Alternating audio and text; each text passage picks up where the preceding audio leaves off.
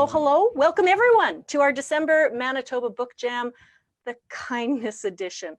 My name's Anita Dare. I'm a Winnipeg author, actor, and producer, and your host. I reside in Treaty 1 territory, the traditional territory of Anishinaabe, Cree, Oji-Cree, Dakota, and Dene peoples. It is also the homeland of the Métis Nation. I'd also like to introduce Danielle Somack. Wave, Danielle. She's an emerging writer taking part in Creative Manitoba's Rural Writing and Publishing Mentorship Program and will be assisting with the hosting duties tonight.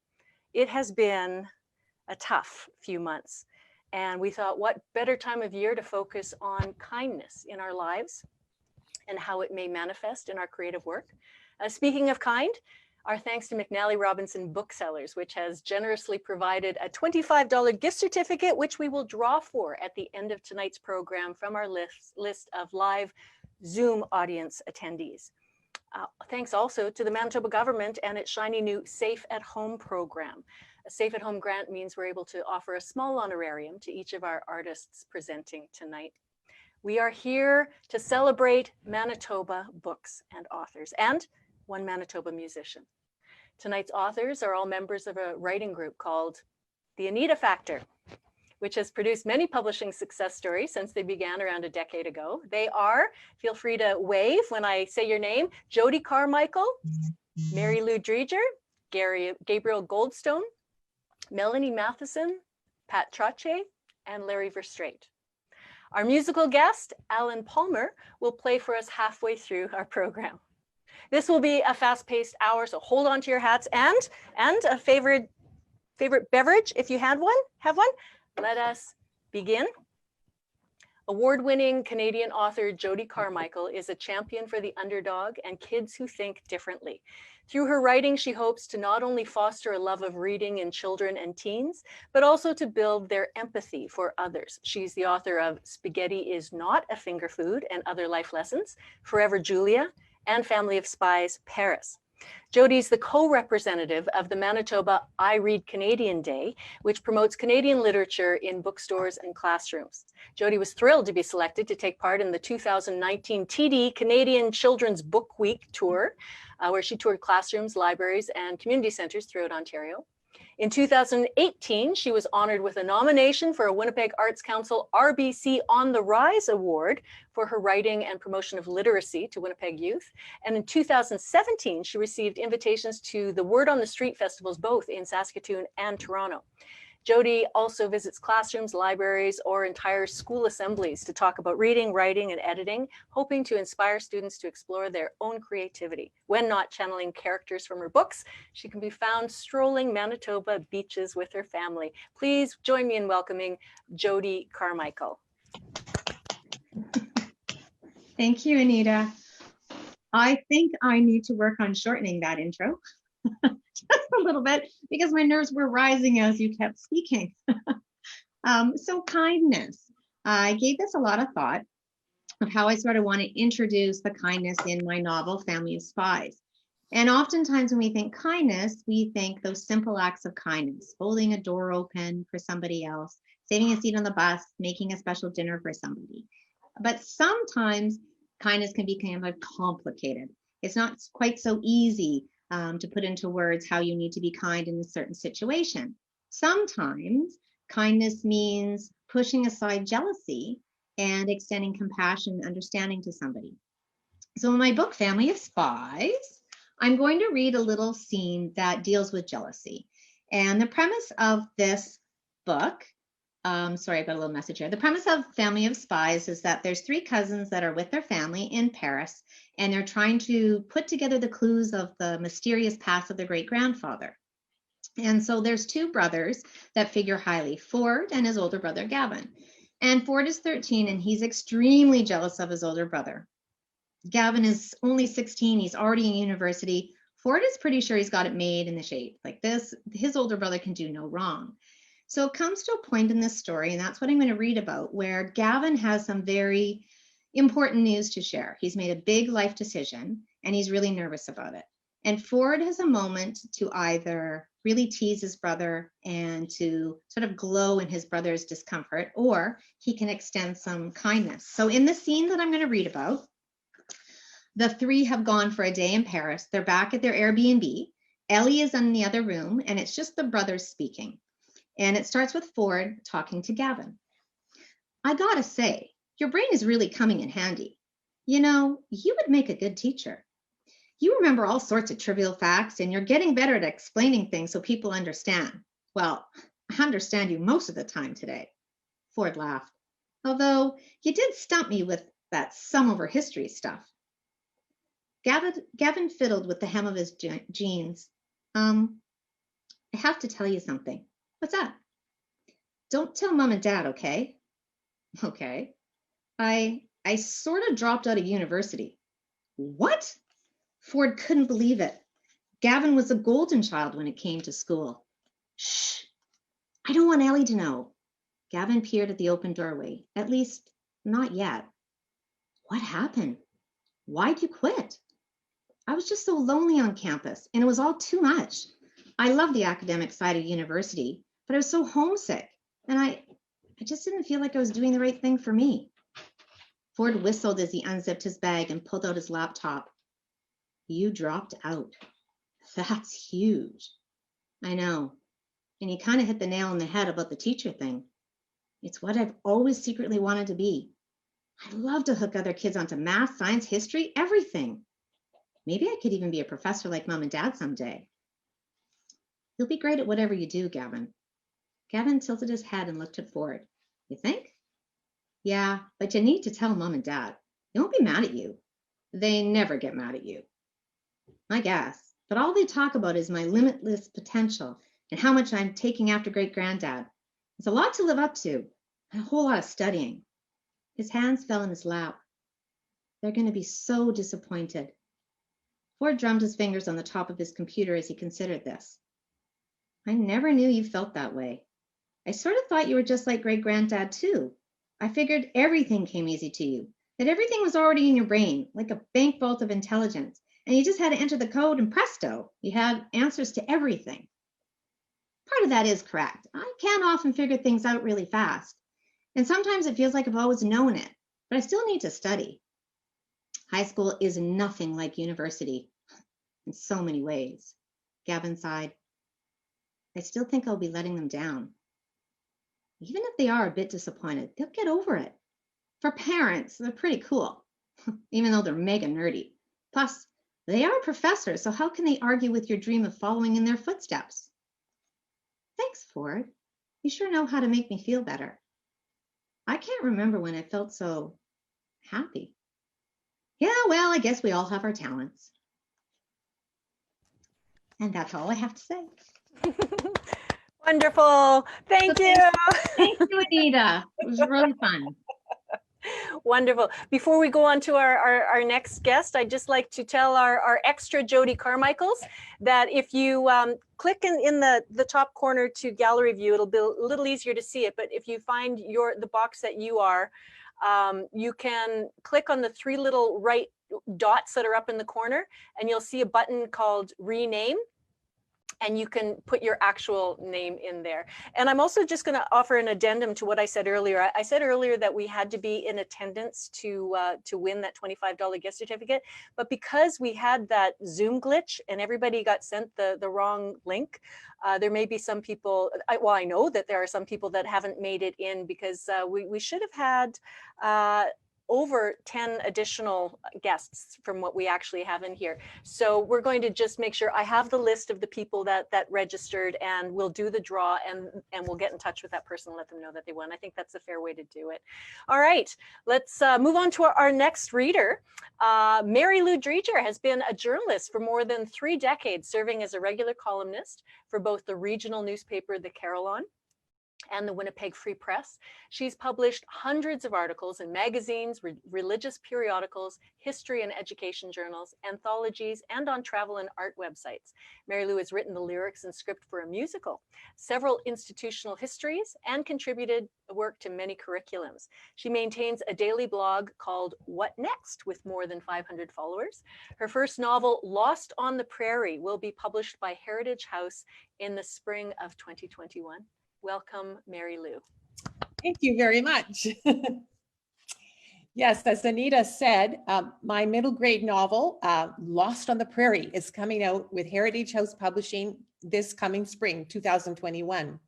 It's based on a real life experience that took place in 1907 when my grandfather was a young boy and his family was immigrating to Canada from the United States. Peter, my grandfather, got separated from the rest of his family as they traveled, and my novel imagines his adventures as he journeys to reunite with his family.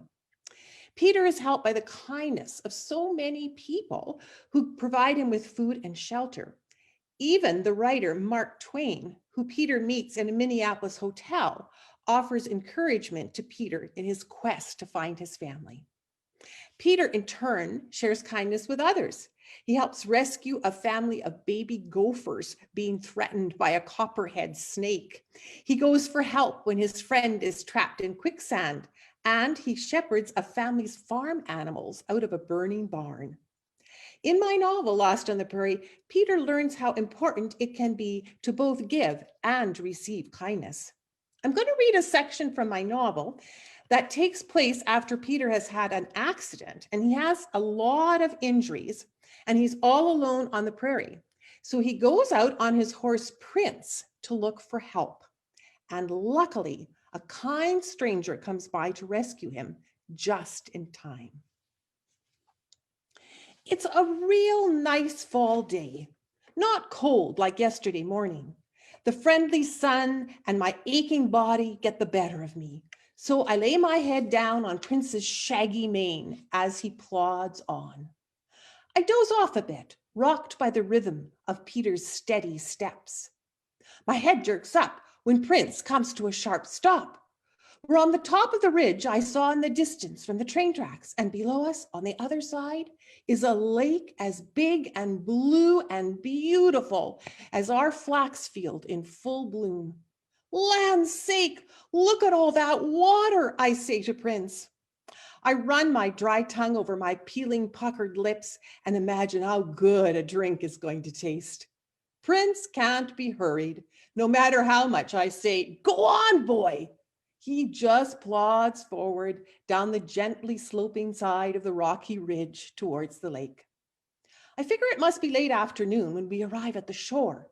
I slip off Prince's back and drop to the ground, stiff, sore, and plumb tuckered out. Prince clumps right up to the lake and sinks his muzzle into its blue depths, sucking up the water and swallowing it in huge, gusty gulps. After a bit, he rears his head up and swooshes water around in his mouth, streams of it pouring down from his tongue and teeth. I'm not sure I have the strength to walk to the water, so I roll my body towards it lengthwise like a log and plop in with a big splash. The cold shoots through my limbs as I try to stand up. I'm thinking how fine the water feels on all my sores and cuts when I realize this lake doesn't slope gentle-like towards the middle. It's deep, right at the edge. My toes can't touch bottom, and I don't really know how to swim. I splash my achy arms as my head sinks beneath the water. I manage to push myself up once, then twice, but the third time my head drops like a stone, and I no longer have the strength to clear the surface. I begin to drift down towards the bottom of the lake. The water's clear, and I can see fish and rocks and sea grasses. I'm floating like the hot air balloon at the Omaha amusement park, except I'm in the water instead of the sky. I feel real peaceful like, not even fretful about the fact that I'm probably going to drown. I close my eyes and imagine I'm Harvey in Captain's Courageous, floating alone at sea after he's fallen off his father's ship. And then suddenly I feel something grab my arm, a pair of legs clamped tight around my waist, the way that copperhead wrapped its mouth tight around the baby gopher. I'm pulled up, up, up. I open my eyes and see a brown back, a long black braid, and a pair of arms slicing through the water like birds' wings, pushing back the air to fly forward. My rescuer's head breaks the surface of the water. He grabs my arm again and hauls me up till my head pops into the air. I gasp and gulp and sputter. I'm whacked on the back several times, and water spurts from my mouth. Then strong legs clench my waist again and I'm towed to the edge of the lake. My savior raises his arms and pulls his body out of the water. I do a complete flip in and out of the lake as he turns without ever easing his scissor hold on my waist. He reaches down to encircle both my wrists with his bony fingers and flips me up onto the shore like a netted fish. The man is breathing hard, his ribs moving in and out and his chest filling up and then collapsing like a pricked balloon. I don't know how he has enough spare breath to start shouting at me. My mind is all foggy and waterlogged, but I can hear the words swim and foolish and enemy. Enemy? Does this man think I'm his enemy? Before I can even try getting up, he straddles my waist and starts pushing down on my chest with his big, strong hands. Water dribbles out of my mouth as those hands press harder and harder, time after time. Is he trying to kill me? That's it. Wonderful. Wonderful. Thank you, MaryLou. Allan, oh yeah, you're forward. I was going to say you can unmute yourself because we're going to change up the order and we're going to go with you next. Currently pursuing, yeah, we got you. Currently pursuing a Bachelor of Music and Bachelor of Education at the U of M Faculty of Music, Allan Palmer has been practicing violin performance since 2006. Initially with dreams of a career in performance, his focus evolved over the years at the encouragement of one of his teachers, and then he began teaching at the age of 16. He placed an ad on Kijiji and connected with his first student. Through his parents' printing company, he made up business cards and door hanger postcards and hung them on every mailbox in his neighborhood. Before he knew it, he had over 30 regular students in his home studio every week. People also began calling him up and asking if he was available to perform for private celebrations like weddings and funerals, even a marriage proposal. Since COVID hit, his teaching has continued through weekly online sessions. In his spare time, when social distancing is not an issue, basketball is his other passion, as well as regular gym time. In the meantime, he also enjoys working on film sets for both the love of art and the social connections it creates. Please welcome Allan Palmer. Hey everybody, I hope everyone's doing really well. I also just want to extend my thanks to Anita for having me here. And I'm really enjoying hearing all the readings so far, and I'm very excited to be here. I've selected a few songs to play tonight, and the first one that I want to select is it's by a man named Puccini, and he wrote many violin pieces over his time. And this one in particular, O mio babbino caro, is called. It's one of my favorites to play on violin ever since I was very young. And people would say the myth is that Puccini was such a dramatic writer and musician that if someone was to play one of his notes wrong, that he would start crying in the middle of the performance. So that's how dramatic he was. So I hope you guys like this first piece. O mio babbino caro by Puccini.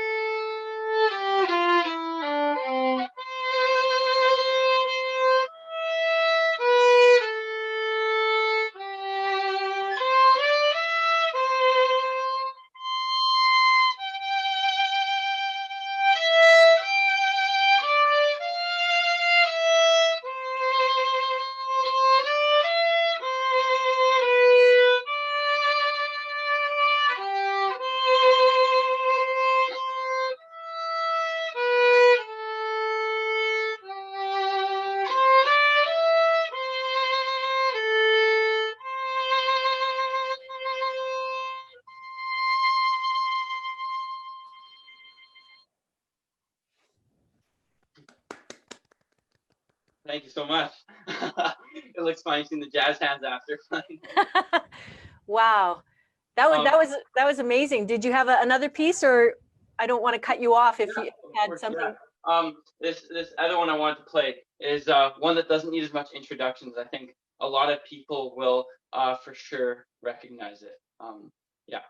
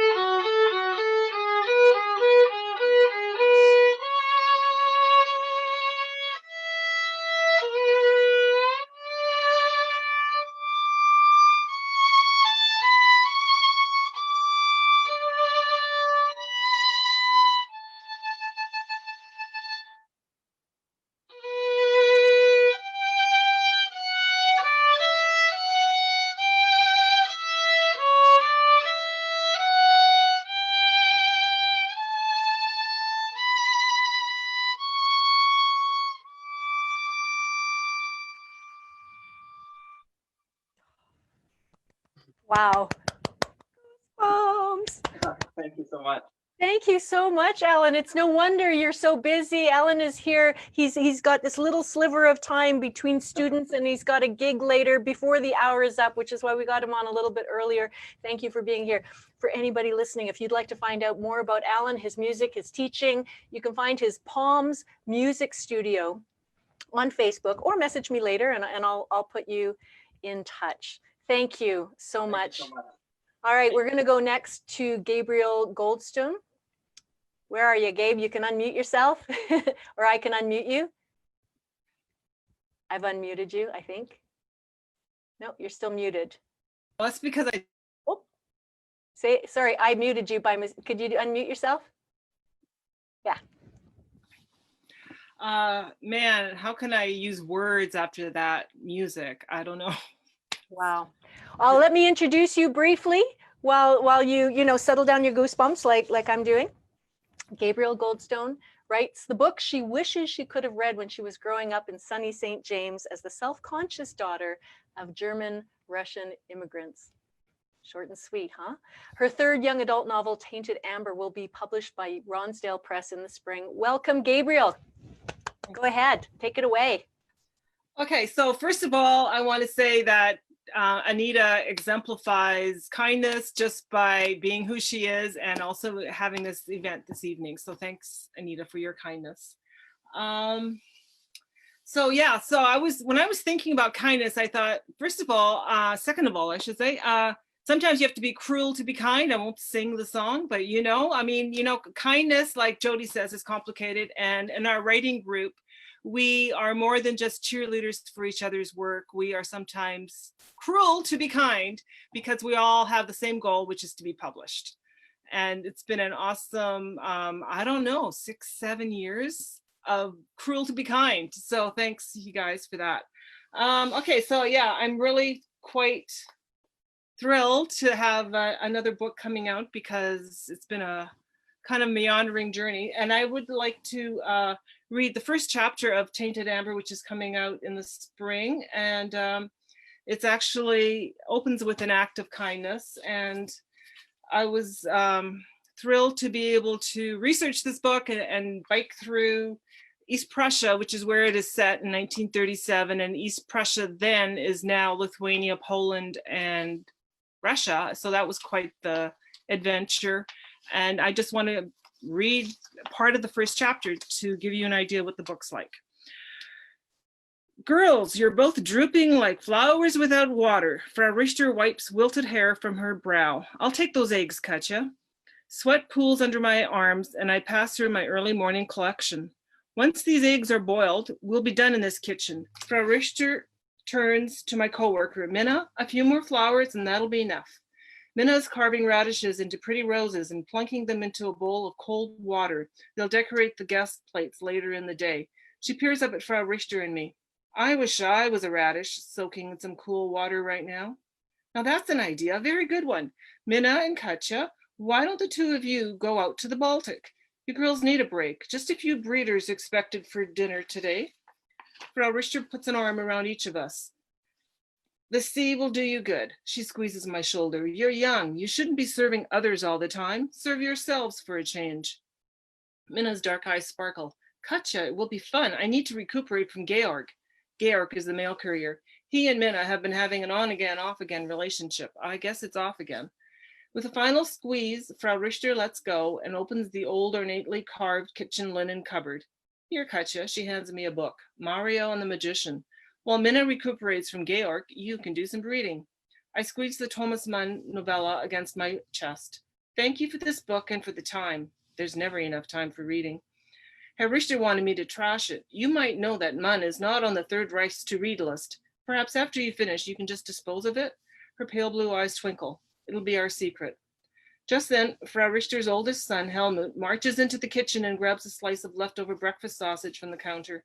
Sweat stains darken his shirt. He's on a rigorous training program so he can join the Wehrmacht's SS division, and he's always hunting for snacks between meals. What are you women conspiring about? Nothing, my son. I'm just sending these girls off to the seashore. With this heat, that's the place to be. Helmut glances at me in the book. It's a good thing he can't see the cover. Then his steel blue eyes focus on Minna.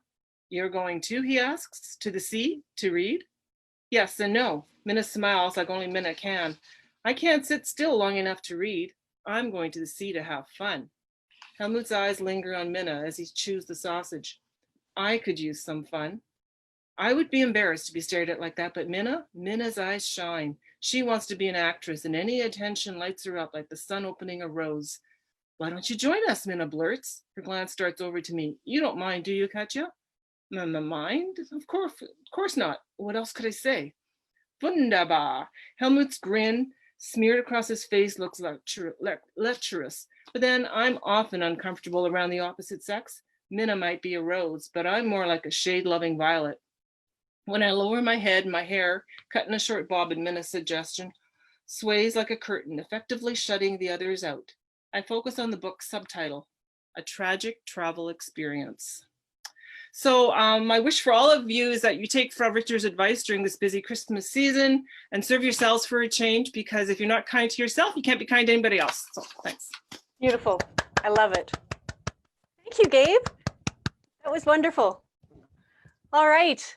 Well, this sort of takes us to what would have been our halftime mark if we hadn't had our Zoom issues there at the beginning. So I'll just, again, welcome everybody who's joining us through Facebook Live. Thank you to our live audience members that persevered and found the link and came through. A reminder that today's program is free, but our writers would certainly appreciate your picking up their books, either from a library. You could request a book if it's not in inventory, or a bookstore. Perhaps with the McNally Robinson gift certificate we'll draw for at the end of tonight. And please stick around to chat with our guests and with each other afterwards. Okay, Danielle, time to unmute. It's now my pleasure to hand over introductions to my co-host this evening, Danielle Somack. Take it away, Danielle. Hello. So it's been a wonderful evening so far. I've really enjoyed hearing all the readings. They're just very great, very lovely. So I'm going to be introducing Melanie Matson. She's an award-winning author, designer, and visual artist. She writes for children and teaches art. She lives in Winnipeg and loves everything about books. She will read from her unpublished picture book, The Kings of Crindon Castle.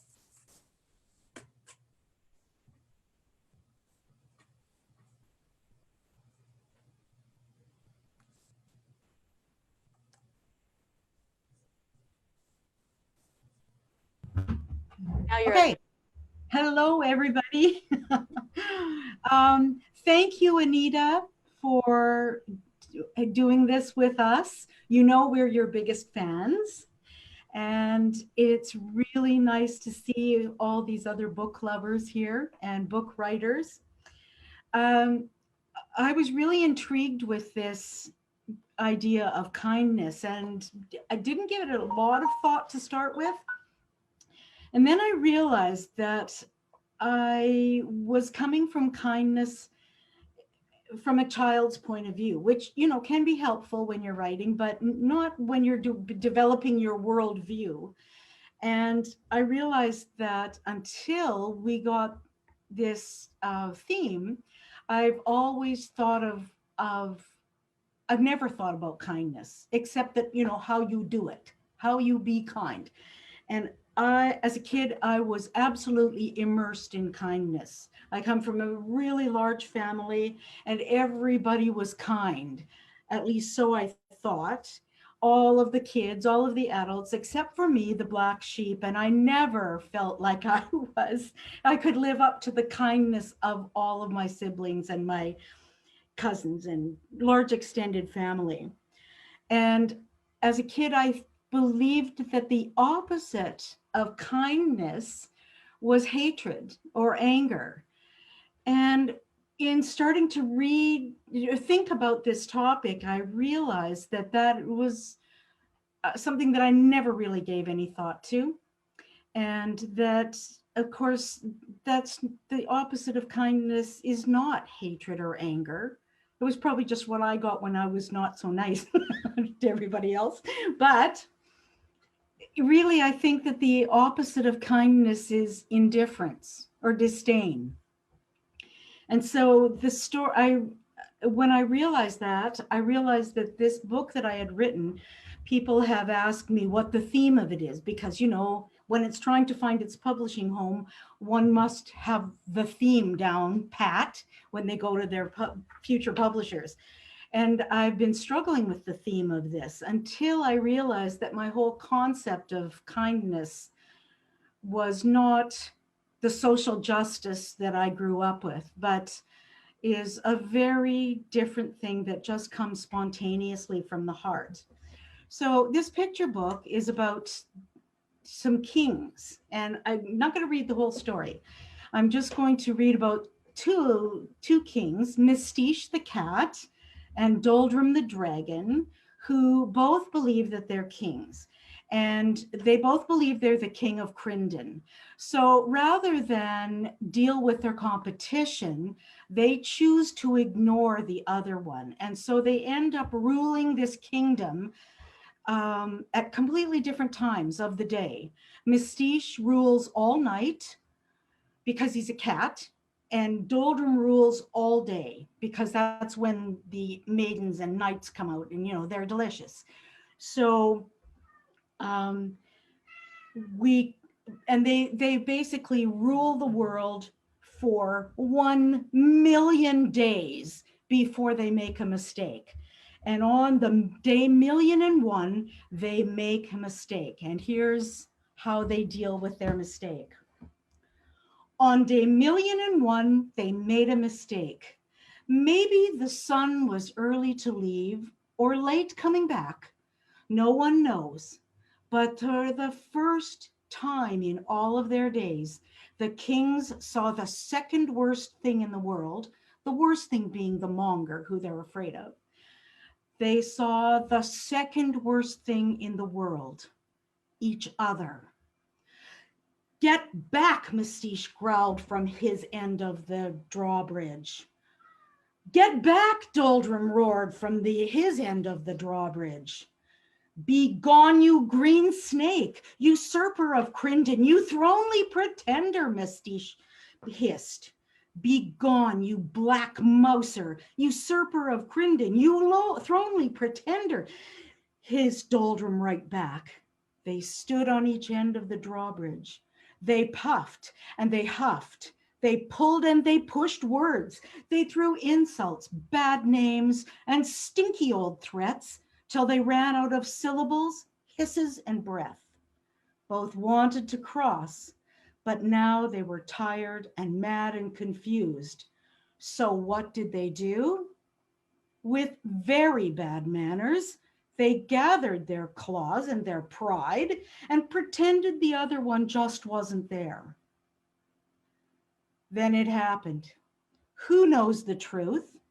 Whether one scratched the other or one stomped on a tail, no one will know, but they both cried in pain. "You hurt me," they yelled. Then they slipped and they fell over each other and over the side of the drawbridge down into the moat. They splashed and they sank into slucky green water. They sank past fishes, old tires, pop cans, and weeds. They thrashed and they kicked at slimy dark tickles that grasped at their legs from the monger. Their whiskers were yanked. Their tails were pulled. The monger was pulling them home. "This is wrong," they both blurbled. "Please help me," they splurped. They grabbed for each other. They pulled and they pushed, and together they pulled their tails free. Up they both scrammed, hand in hand, away from the monger and moat. They flopped on the shore, and they hugged till they hugged themselves dry. Then they walked arm in arm back to the castle and sang, "We are the kings of Crindon Castle. We rule all that we can see. The monger grabbed our claws and tails, but we pulled each other free."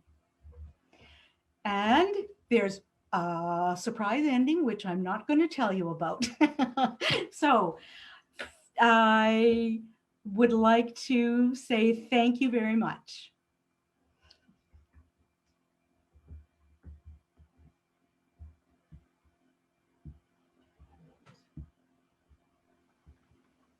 Silent cheering is hard. Okay, so we're gonna move on now. I'm gonna introduce Pat Trottier. She has been actively involved in education in Winnipeg, Manitoba for the past 40 plus years as a teacher, resource specialist, and administrator, working with students in early, middle, and senior years, and student teachers at the University of Winnipeg. Writing has been her lifelong passion.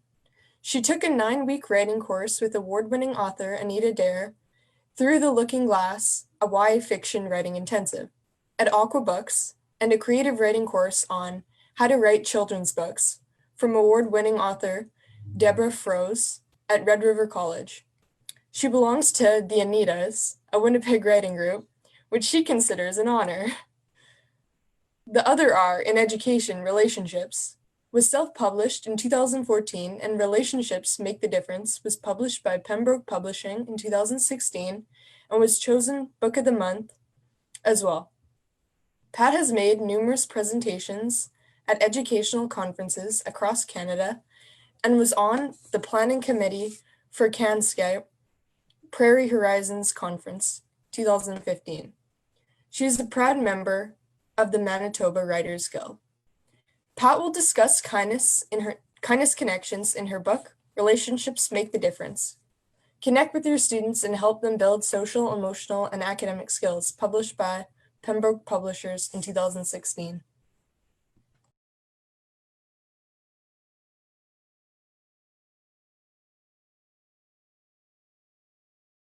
Unmute, Pat.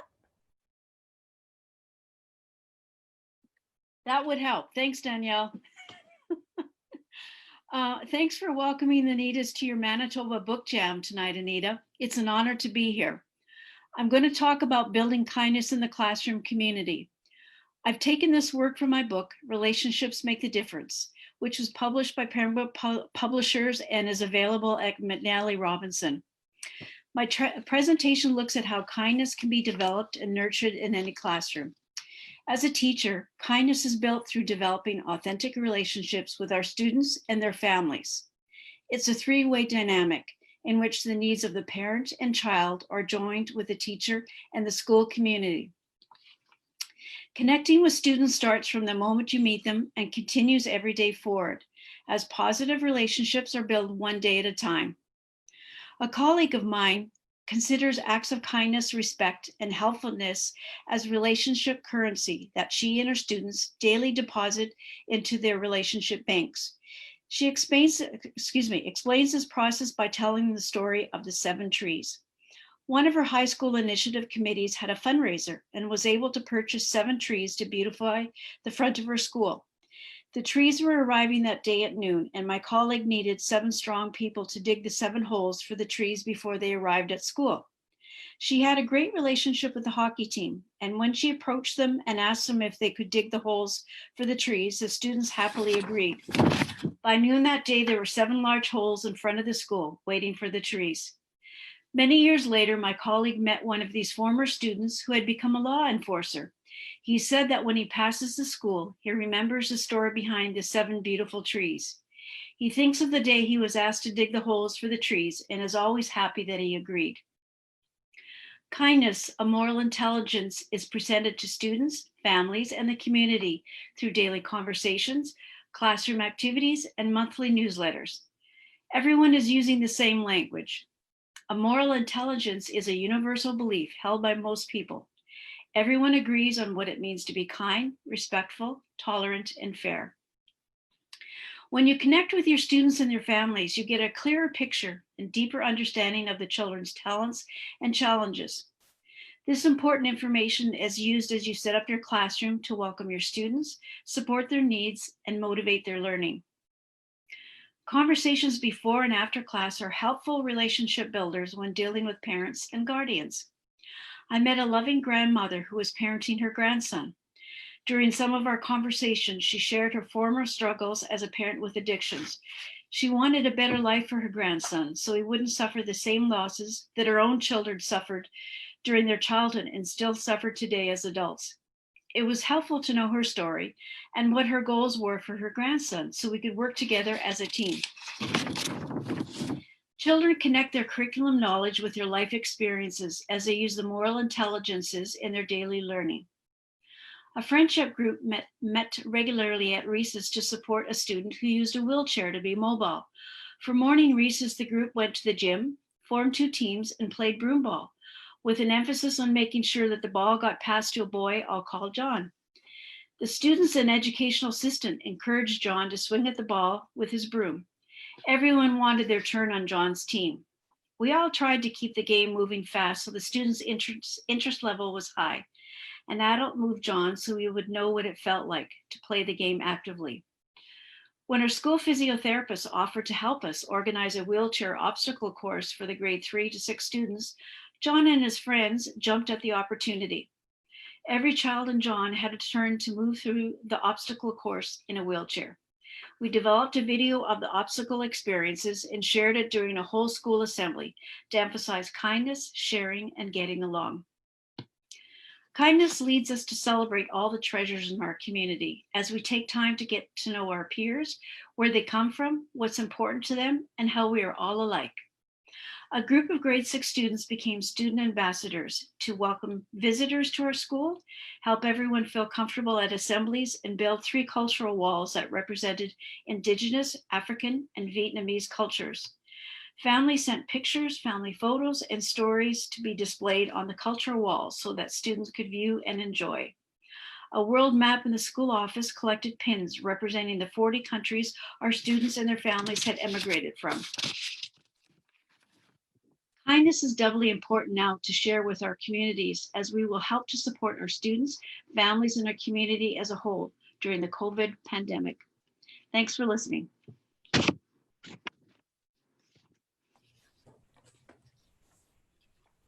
Okay, so I think that was wonderful to hear. Like, I definitely agree because, like, I'm a high school student myself. And so I definitely think that having teachers that can connect with the students is, like, very important. And I'm also from a small town, like, that's where I currently reside in Starbuck, Manitoba. So Yes. I've always had, like, a strong sense of, like, what community is. And, like, going to a bigger school in the city, like, I really see, like, a difference in, like, but, like, wherever you go, like, no matter the size of the school, like, strong connected teachers, like, just really bring it all together, and it's a great place to be. So thanks for that.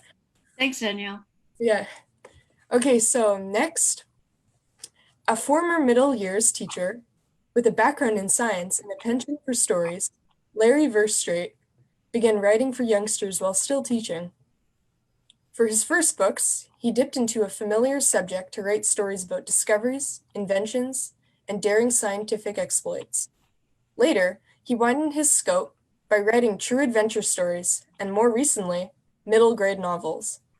Larry's 17 published books for young people have been on recommended reading lists, and many have received honors, ranging from the McNally Robinson's Book of the Year for Young People Award to Children's Choice Awards, such as Ontario's Silver Birch Award for Nonfiction and BC's Red Cedar Award.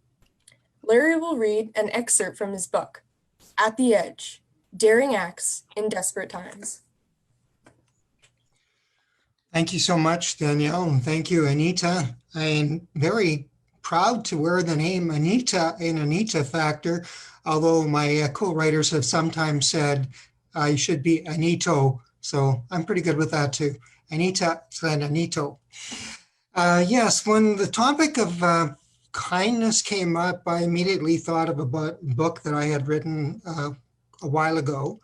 And I was interested in the story behind it, actually. So I thought I'd tell you a bit about that, how the book's theme came to be, the story that inspired it. And if there's time, I'll read a little excerpt from a book that followed it that runs on the same theme as that. So the book I'm talking about is At the Edge, Daring Acts in Desperate Times. So I was thinking of this idea for Scholastic Canada, who I was writing for at the time, and this would have been about the year 2004, 2005. And I was writing True Adventure, and I was interested in writing a book about courage. So basically a collection of true stories about people who did high risk things and, stood out for the acts of heroism, I guess it was. So I pitched the idea to Scholastic and they very kindly rejected it, but they kind of left the door open saying, if you think of something else, and they gave me the reasons, and basically they already had books on that theme and they didn't think they needed more. So I put that aside and worked on other things. And then in 2006, a story came out. It was in the print media. It was on TV and radio. There was a lot of press about it. And it concerned a team of mountaineers who were scaling Mount Everest. And one of those mountaineers was a Calgary teacher by the name of Andrew Brash. I took a real interest in the story. And Andrew Brash actually came to Winnipeg at one point on a speaking tour, and I went to talk to him or listen to his presentation. I linked up with them. We exchanged phone numbers and emails and all of that kind of thing. And I saw through his story maybe a window into this book about courage with a different twist to it. So the story of Andrew Brash is basically a really classic story in a lot of ways, because he was climbing Mount Everest with a team of 3 other people in 2006. And to climb Mount Everest, you really have to do it in stages, moving from one base camp to another base camp, your whole body acclimatizing to the very little bit of oxygen and the elevation and the cold. And the final leg of it has to be timed just perfectly, because you're at a base camp about 600 meters below the summit. And you have a narrow window of opportunity to do that, because typically weather changes quite quickly. And usually the worst of the weather comes in around noon of any particular day. So they were at this base camp and waiting for their turn. And they set out around midnight to do the final leg of it. To go up Mount Everest and to get to that final summit, you have to pass through what is called the death zone. And this is where the oxygen is really, really thin. The air is thin, it's really, really cold. This is where a lot of mountaineers will suffer and eventually die, if they're going to die at all along the way.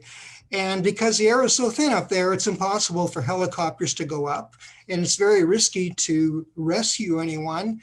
And so often people are just left there. Their bodies are actually strewn throughout the death zone on the way up. So on this particular day, Andrew Brash and his 3 other companions and a Sherpa guide were walking that final stretch, hiking that final stretch under pressure to get through the whole thing in time. And then they encountered a person in the death zone. His name was Lincoln Hall, and he was an Australian mountaineer. And Lincoln's story was basically that he had run into trouble the day before. His teammates thought he was near death. They didn't think he could go on, and they left him there basically thinking that he was as good as dead.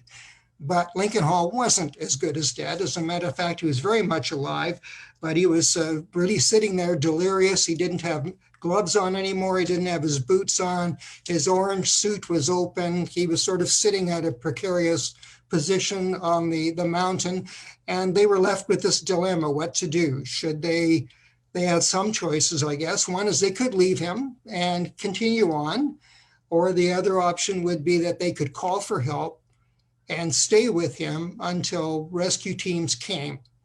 If they did the latter, though, it would be at least 4 hours for the rescue teams to get there. There'd be no way they could finish the climb, and they would really forfeit the right to do the journey again. So they debated this, but very quickly they realized that the option was really the one of staying with Lincoln Hall and basically calling down for help. So that's what happened. They gave up the right to actually go to the top, which was really disappointing. However, the news circulated around that they had done this, and what had made it so monumental was that just a week before, another team had left somebody there. And that news had gone around the world and horrified a lot of people that they would do something like that. And this team of Andrew Brash did not know about that. So they just did this as an act of kindness. Well, when I heard his story and talked to him further, I realized that this was my window into the book. And so I pitched the idea as one of courageous acts, but sort of done with empathy. And the empathy theme comes out throughout the book. And then later on, it was a second book came out, and that was Life or Death, Surviving the Impossible, which runs along the same theme. And I think we have time for maybe a minute and a half of a short reading. I'll read you one short sidebar from Life or Death, Surviving the Impossible. And it's called Creating the Impossible, September 2007, Cambridge, Nova Scotia, Canada. When grade 12 students David Shepard and Travis Price heard of a bullying incident at their school, they took action. A newcomer, a grade 9 boy, had worn a pink polo shirt on his first day. Bullies belittled the boy for his choice of clothing, calling him a homosexual and taunting him with names like queer and fag. I figured enough was enough, David said. Deciding to show their support for the student in a unique way, David and Travis bought every pink t-shirt they could find at a nearby used clothing store. The two boys went online and emailed their classmates, offering them t-shirts and encouraging them to wear them the next day. The reaction was overwhelming. The next morning, the school was awash in a sea of pink as hundreds of students showed up wearing pink clothes. The effect was twofold. The bullied boy felt the support of his classmates, and the bullies knew their behavior would not be tolerated. News of the pink shirt episode spread, sparking an anti-bullying movement that continues to grow. Now, on the second Wednesday of each April, millions of people worldwide don pink clothes for International Pink Shirt Day, taking a stand against discrimination, much like David and Travis did at their school in 2007. We never expected this reaction, Travis said of the boys' idea and the results it achieved. We did it simply because it felt right. So that's the act of kindness. Thank you very much. That is wonderful. Thank you, Danielle. You are an amazing co-host. Thank you to all of our readers. All of our presenters and Allan, who's now gone off to play at this other gig. You are so incredibly talented. I admire you all. You're all such kind, good people. I have books from all of you, well, from most of you. I think I have books from most of you, but there are more books that I'm going to be ordering and pre-ordering. This was really wonderful tonight. So now all good things must come to a finish, at least for now. The pandemic has been hard on all of us. And in the book industry, launches have been canceled, along with access to new books in bookstores and libraries. If you appreciated what our authors shared with you this evening, hop over to a bookstore these days over the phone or online and order one of these wonderful books, or check it out from your library. The books are widely available, or will be. For those that will be published this spring, they are available for pre-order. And take a lesson from Allan through his Palms Music Studio, or book them for your private gig. I think we should do our draw now, if you guys are okay with that. I will read out the names that I had listed for, well, I don't know, should I read out the names that are listed for the draw, or should I just do the draw? Unmute yourselves. You can unmute yourselves now. We can be shouty now. I want to say, first of all, thank you, everybody. It was just so nice to listen to all the different voices, and everybody so writing at such a high level. And thank you, Anita and Danielle, for your hosting. It's really quite special. So I want to say hi to everybody, but I just want to say hello to Lois McClellan. Yeah. Because I know you, Lois. Yeah, we know each other from Niagara Place. Yeah, so nice to see you. Yeah.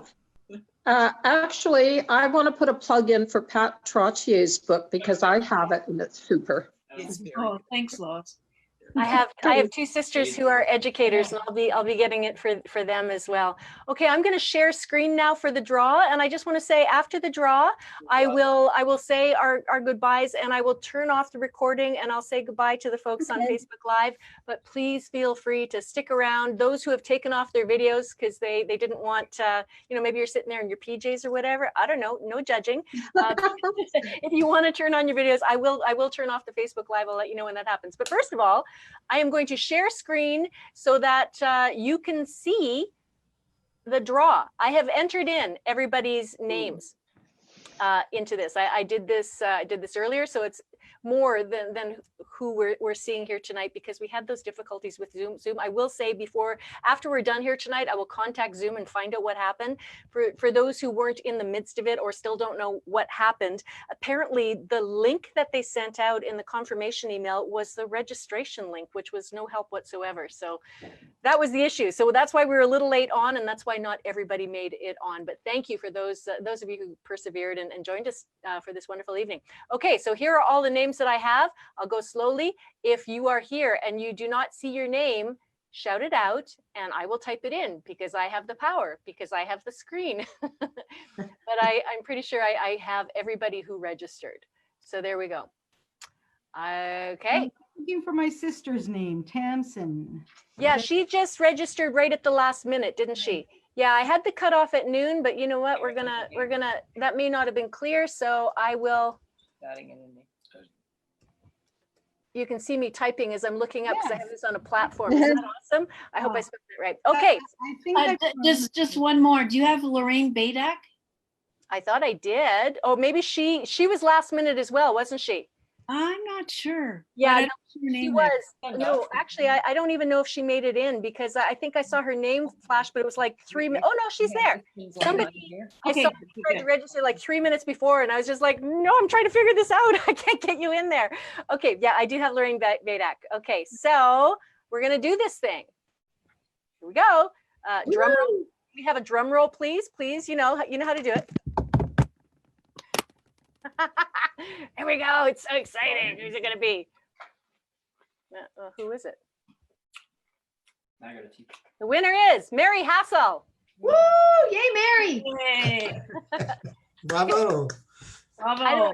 I don't know if Mary made it on to the Zoom tonight. No, she didn't. She's a friend of mine, and okay. I saw about a half a dozen people that came for me. Yeah, I'll contact them after. It was wonderful support for everybody. And I must say, I also really enjoyed the books that everybody recommended. Some of them were recommending their friends, and others who were just coming for the jam just because they're interested in Manitoba books and authors. They made some really interesting recommendations. So when I send out a thank you email to everybody who registered, I will also be sending out the list of recommended books in case you're interested in adding to your collection. And I will also send out the links to all of our presenters, some of the books that you read from tonight, or can be pre-ordered. So thank you, everybody. who joined us tonight. Okay, do I have final words? Yes, yes, I do. I have final words. Thank you for being here. I've already mentioned, if you like what you heard, please order the books or book Allan. He's around. Oh, our next book jam will be January 21st. This is going to happen every month until March. Thank you. Thanks to the program from the Manitoba government. What's it called? Stay at home. Stay safe at home. Yes, Yeah. thank you, Jody. The Safe at Home program. So we will be doing this at least till March, and maybe afterwards. I foresee in the future we may be having jams under the pergola or jams in the park, maybe at Assiniboine Park with picnics. There's all kinds of things we can do. But I love to get together with all of you. I love to hear your words. Danielle, you're amazing. You're an amazing host. So I hope I think we're going to enjoy doing a whole lot more of these. So I would just like to say, stay safe, and we'll see you next month. But please, those who are here, stick around. I am going to stop the recording, and I'm going to stop the Facebook Live. I'll let you know when that's done. And then, okay, bye Facebook Live.